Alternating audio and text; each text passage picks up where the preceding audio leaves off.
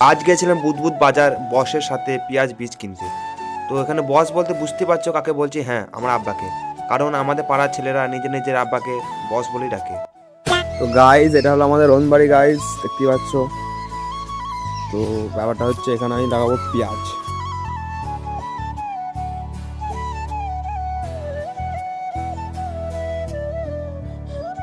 Guys অর্ধেক কোড়া হয়েছে আর অর্ধেক বাকি আছে।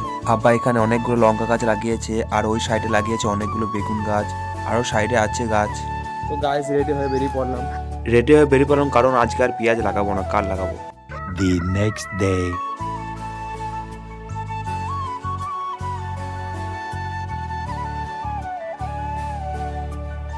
গাইজ আমার লাইফে আমি প্রথমবার পেঁয়াজ লাগাচ্ছি। আরেক বছর লাগিয়েছিলাম, সেটা 2-4টি লাগিয়েছিলাম, মানে ভালো সাকসেস পাইনি।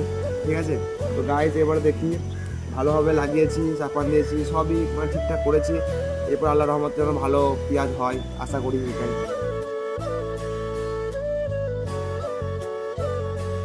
তো হ্যালো গাইজ, অনেকক্ষণ বীজ রোয়াবার পরও দেখতে পাচ্ছ অনেকগুলো বীজ বেড়ে গেছে, দেখতে পাচ্ছ গাইজ, দেখতে পাচ্ছ।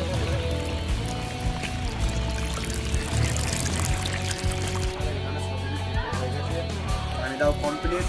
তো গাইজ দেখতে পাচ্ছ